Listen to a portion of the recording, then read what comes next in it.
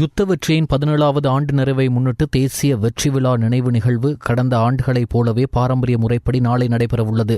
ஜனாதிபதி அனுரகுமார் திசாநாயக்க தலைமையில் பத்திரமுல்லையில் அமைந்துள்ள ராணுவ நினைவிடத்திற்கு முன்பாக இந்த நினைவு நிகழ்வு நடைபெறும் என அறிவிக்கப்பட்டுள்ளது. இம்முறை நினைவு நிகழ்வில் முதற் தடவையாக வடக்கு மற்றும் கிழக்கு மாகாணங்களில் உயிர் தியாகம் செய்த ராணுவத்தினரின் உறவினர்களும் கலந்து கொள்ள உள்ளதாக அரசாங்க தகவல் திணைக்களத்தில் நடைபெற்ற ஊடகவியலாளர் சந்திப்பில் கலந்து கொண்டு உரையாற்றிய ரணவீர சேவா அதிகார சபையின் தலைவர் பிரிகேடியர் SP கோஹோன் தெரிவித்துள்ளார். ராணுவம், கடற்படை, விமானப்படை, போலீஸ் மற்றும் விசேட அதிரடிப்படை, சிவில் பாதுகாப்பு திணைக்களம், தேசிய மாணவர் படையணி, ரணவீர சேவா அதிகார சபை மற்றும் ராணுவத்தினரின் பெற்றோர்கள், உறவினர்கள் மற்றும் விசேட அழைப்பாளர்கள் உட்பட 2769 பேர் இதில் கலந்து கொள்ள உள்ளதாக தெரிவிக்கப்படுகிறது. விக்டோரியா நீர்த்தேக்கத்தில் நீராட சென்று நீரில் மூழ்கி உயிரிழந்தோரின் எண்ணிக்கை 3ஆக உயர்வடைந்துள்ளது. தெல்தேனிய பம்பர்களவி ஆரைக்கு அருகில் உள்ள விக்டோரியா நீர்த்தேக்கத்தில் நீராடுவதற்கு 4 இளைஞர்கள் சென்றுள்ளனர். அவர்கள் நீராடி கொண்டிருந்த சம்பவத்தில் குறித்த இளைஞர்கள் நீரில் மூழ்கி காணாமல் போயுள்ளனர். இதையடுத்து பிரதேச மக்களுடன் போலீசார் இணைந்து தேடுதல் நடத்திய நிலையில் ஒருவர் பாதுகாப்பாக மீட்கப்பட்டதுடன் ஏனைய 3 சடலங்களும் மீட்கப்பட்டுள்ளதாக தெரிவிக்கப்பட்டுள்ளது.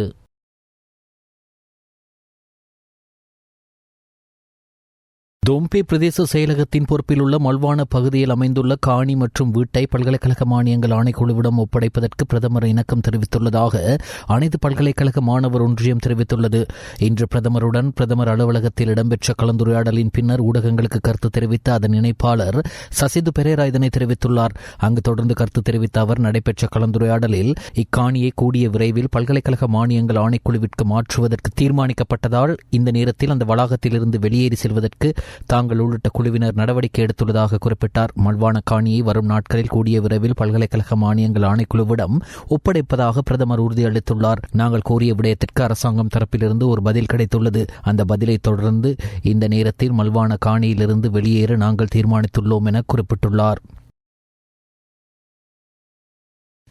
அதிவணக்கத்திற்குரிய நிக்கப்பொத்த சந்திரஜோதி மாநாயக்க தேரர் அவர்கள் மா வியார வங்சித்த உடரட்ட அமரபுர மகா நிகாயவின் மாநாயக்கராக பதவியேற்ற கோட்டை மாதிவல ஸ்ரீ ஞானானந்த பௌத்த மையம் மற்றும் அப்புத்தல நிக்கப்பொத்த சுபத்ராராம பிரிவினா மகா விஹாரை உள்ளிட்ட விஹாரைகளின் அதிபதி ஸ்ரீ ரத்னஜோதி வங்கசாலங்கார சத்ரமவாகீஸ்வர சாஸ்திர விஷார்த பண்டித மாஹோபாத்தியாய அதிவணக்கத்திற்குரிய நிக்கப்பொத்த சந்திரஜோதி மாநாயக்க தேரரை வரவேற்றல் மற்றும் சன்னஸ்பத்திரம் கையளித்தலுக்கான அரச நிகழ்வு பிரதமர் கலாநிதி ஹரணி அமரசூரிய பங்கேற்பில் நேற்று பண்டர்நாயக்க சர்வதேச மாநாட்டு மண்டபத்தில் நடைபெற்றது. ஸ்ரீ விஹார வாங்சிக்க ஸ்ரீ லங்காபுர அமரபுர மகாநிகாயவின் உன்னத மகாநாயக்க அதிவணக்கத்திற்குரிய கரகொட உயன்கொட மைத்ரிமூர்த்தி மாநாயக்க தேரர் அவர்களின் தலைமையில் நடைபெற்ற இந்த புண்ணிய மகோற்சவத்தில் மகா விஹார வாங்சிக்க உடரட்ட அமரபுர மகாநிகாயாவின் மாநாயக்க பதவிக்கான ஸ்ரீ சன்னச பத்திரத்தை பிரதமர் கலாநிதி ஹரணி அமரசூரிய அதிவணக்கத்திற்குரிய நிக்கப்பொத்த சந்திரஜோதி மாநாயக்க தேரர் அவர்களிடம் கௌரவபூர்வமாக கையளித்தார். தற்போதைய அரசு IMF இலக்குகளை மீறி செல்வதற்கு முற்படுவதன் மூலம் இந்த தருணத்தில் வரி நிர்வாகத்திற்கும் குற்றச்செயல்களுக்கும் இடையே ஒரு தொடர்பு ஏற்படுத்தப்பட்டு கொண்டு வருகின்றது. அதாவது ஒரு தரப்பினர் மறந்து விடுவதால், நோய்வாய்ப்படுவதால், வெளிநாடு செல்வதால் ஏற்படும், அதாவது வேண்டுமென்றே செய்யப்படாத அலட்சியத்தின் காரணமாக வரி நிர்வாக நிபந்தனைகளை நிறைவேற்றாமல் போவதை ஒரு குற்ற செயலாக கருதும் வரி நிர்வாகத்தை அரசாங்கம் கொண்டு வர முயற்சிக்கின்றது.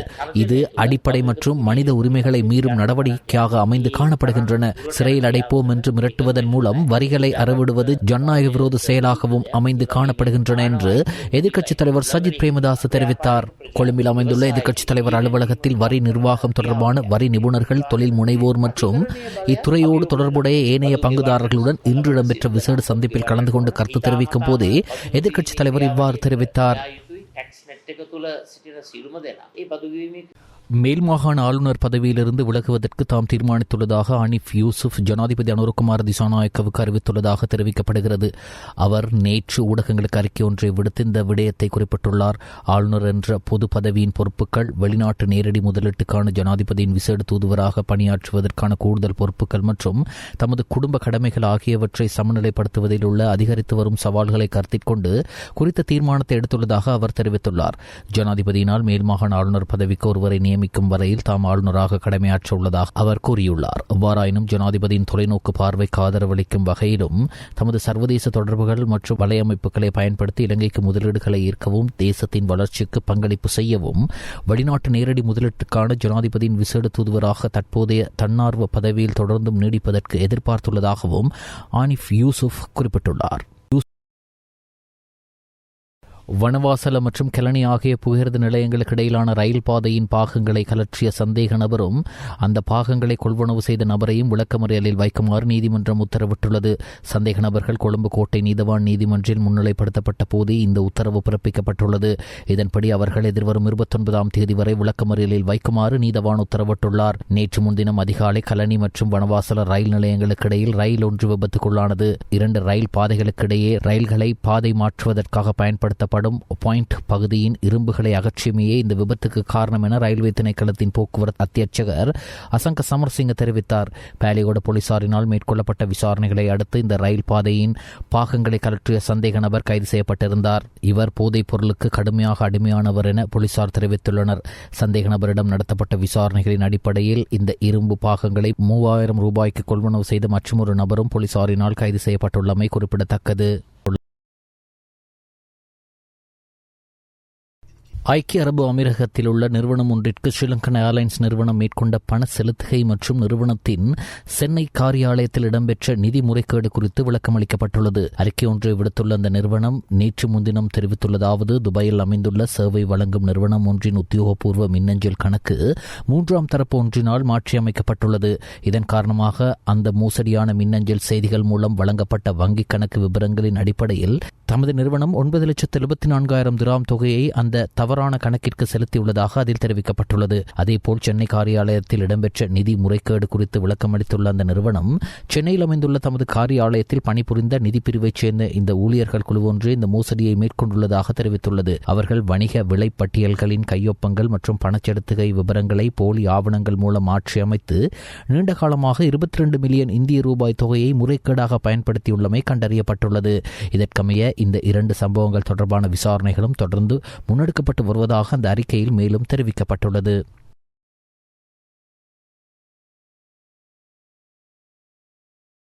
இஜ்ரி 1447 புனித துல் ஹிஜ்ஜா மாதத்திற்கான தலைப்பிறை பார்க்கும் மாநாடு நேற்று கொழும்பு பெரிய பள்ளி வாசலில் பிறைக்குழு தலைவர் மௌலவி இஷாம் அல் பத்தாயி தலைமையில் இடம்பெற்றது. இதன்போது நாட்டின் எப்பாகத்திலும் தலைப்பிறை தென்பட்டதற்கான ஆதாரபூர்வமான தகவல்கள் கிடைக்கப்படாத காரணத்தினால் துல் ஹஜ்தா மாதத்தை இன்று 18ஆம் தேதி திங்கட்கிழமை 30ஆக பூர்த்தி செய்து இன்று திங்கட்கிழமை மாலை மாரிப் தொழுகையை தொடர்ந்து புனித துல் ஹிஜ்ஜா மாதம் ஆரம்பமாவதாக கொழும்பு பெரிய பள்ளி வாசலின் பிறைக்குழு தலைவர் மௌலவி இஷாம் அல் பத்தாயி உத்தியோகபூர்வமாக அறிவித்தார். கொழும்பு பெரிய பள்ளிவாசலின் ஏற்பாட்டில் இடம்பெற்ற பிறை பார்க்கும் மாநாட்டில் பெரிய பள்ளிவாசலின் தலைவர் தாய் ரஷின் உள்ளிட்ட பள்ளிவாசலின் நம்பிக்கையாளர்கள், பிறைக்குழு உறுப்பினர்கள், அகில இலங்கை ஜம்மியத்துல் உலமா சபையின் பிரதி தலைவர் மௌலவி புரானுதீன் உள்ளிட்ட அங்கத்தவர்கள், பிறைக்குழு உறுப்பினர்கள், முஸ்லிம் சமய பண்பாட்டு அலுவல்கள் திணைக்களத்தின் உதவி பணிப்பாளர் ஆமட் அப்ரோஸ் உள்ளிட்ட திணைக்கள அதிகாரிகள், வளிமண்டலவியல் திணைக்கள அதிகாரி முகமது சாலின், ஏனைய பள்ளிவாசல்கள், ஜாவியாக்கள், தரிக்காக்களின் பிரதிநிதிகள், நம்பிக்கையாளர் சபை உறுப்பினர்கள், மேமன் சங்க உறுப்பினர்கள் என பலரும் கலந்து கொண்டனர். பிசினஸ் வேர்ல்டு இன்டர்நேஷனல் 2026 விருது வழங்கும் நிகழ்வு நேற்று கல்கிச ஹோட்டலில் இடம்பெற்றது. இதன்போது சியத்த டிவி 2 விருதுகளை தனதாக்கிக் கொண்டது. சியத்த நியூஸ் செய்திகளில் ஒளிபரப்பாகும் டெலிவாக்கிய நிகழ்ச்சிக்கு சிறந்த செய்தி கண்ணோட்டத்திற்கான நிகழ்ச்சிக்கான விருது கிடைத்தது. அதேபோன்று சியத்த டிவியில் ஒளிபரப்பாகும் நிகழ்ச்சிக்காகவும் சிறப்பு பெண்களுக்கான நிகழ்ச்சிக்கான விருதும் கிடைத்தது. விருதுகளை பெற்ற சியத்த டிவி குழுமத்துக்கு வாழ்த்துக்கள். Bulletin program of the year, and the award goes to Television Televakia Siada TV. Let's put our hands together and give them a round of applause. ඒ වෙනුවෙන් වූ සම්මානය ලබා ගත්තේ ටෙලිවැකියේ වීඩියෝ සංස්කාරක බෝසිරිලාල් සුබසිංහ.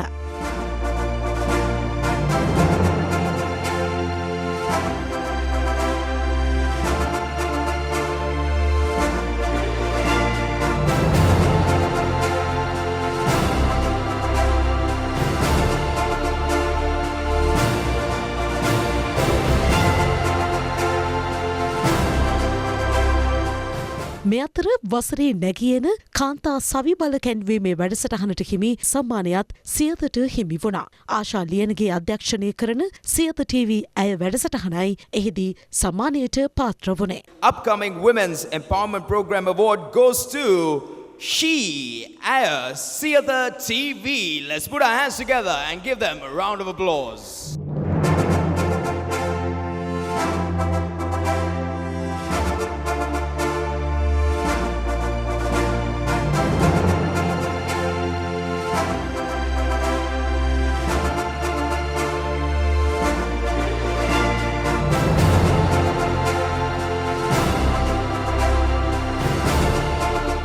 சென்னை அடையாறு கூவம் ஆற்றில் குதித்து தயாரிப்பாளர் கே ராஜன் நேற்று தற்கொலை செய்து கொண்டது திரையுலகினர் மத்தியில் அதிர்ச்சியை ஏற்படுத்தியுள்ளது. தமிழ் திரைப்பட உலகில் தயாரிப்பாளராகவும் இயக்குநராகவும் நடிகராகவும் எழுத்தாளராகவும் திரைப்பட விநியோகஸ்தராகவும் பன்முகத்தன்மை கொண்டவர் கே ராஜன். இந்நிலையில் சென்னை அடையாறு ஆற்றில் குதித்து கே ராஜன் நேற்று தற்கொலை செய்து கொண்டார். அவரது உடலை தீயணைப்பு துறையினர் மீட்டு ராயப்பேட்டை அரசு வைத்தியசாலைக்கு பிரேத பரிசோதனைக்காக அனுப்பி வைத்தனர். கடந்த சில நாட்களாக கே ராஜன் மன உளைச்சலில் இருந்ததாக கூறப்படுகிறது. எனினும் சம்பவம் குறித்து போலீசார் வழக்கு பதிவு செய்து அவர் தற்கொலைக்கான காரணம் குறித்து விசாரணை நடத்தி வருகின்றனர். கே ராஜனுக்கு பிரபுகாந்த் என்ற மகன் உள்ளார். இவர் RJ பாலாஜியின் LKG படத்தை இயக்கியவர்.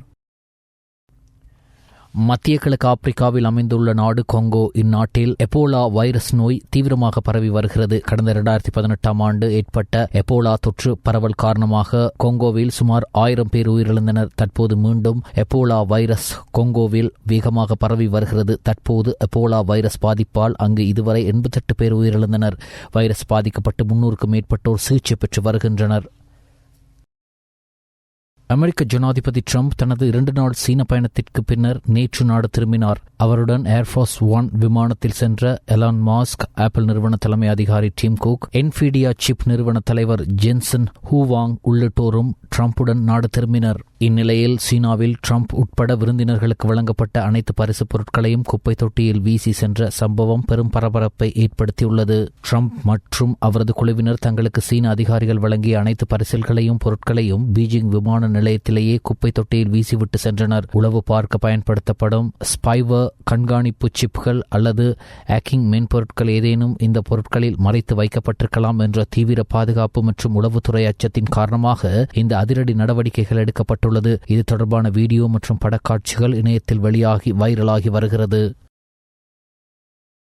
தமிழகத்தில் நடைபெற்ற சட்டமன்ற தேர்தலில் விரோதமாக வாக்களித்த குற்றச்சாட்டில் இதுவரை சுமார் 25 வெளிநாட்டினர் கைது செய்யப்பட்டுள்ள சம்பவம் அதிர்ச்சியை ஏற்படுத்தியுள்ளது. தமிழகத்தில் சமீபத்தில் நடைபெற்ற சட்டமன்ற தேர்தலில் சட்டவிரோதமாக வாக்களித்த குற்றச்சாட்டில் இதுவரை சுமார் 25 வெளிநாட்டினர் கைது செய்யப்பட்டுள்ளதாக தகவல் வெளியாகியுள்ளது. இவர்கள் வாக்களித்துவிட்டு வெளிநாடு திரும்பும்போது சென்னை விமான நிலையத்தில் பிடிபட்டதாக தெரிவிக்கப்படுகிறது. வெளிநாட்டு பாஸ்போர்ட் வைத்திருந்த குற்றச்சாட்டப்பட்ட நபர்களின் ஆள்காட்டி விரல்களில் வாக்களித்ததற்கான மை கண்டறியப்பட்டதை அடுத்து அவர்கள் கைது செய்யப்பட்டுள்ளனர்.